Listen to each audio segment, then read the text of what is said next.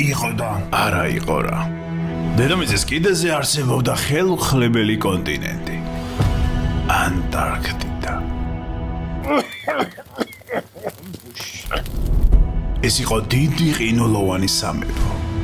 სამეფო, სადაც არა ადამიანები, არამედ ცხოველები ბატონობდნენ.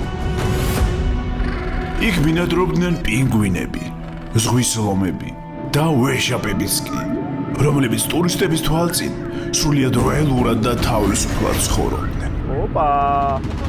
ამ სამეფოში ყველა ტურისტი მორჩილად დადიოდა მონიშნულ ბილიკებზე და იცავდა წმინდა კანონებს.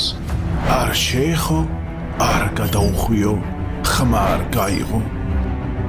თუმცა ეს ამბავი არ იქნება ანტარქტიდაზე. ეს იქნება ლეგენდა ერთ კაცზე,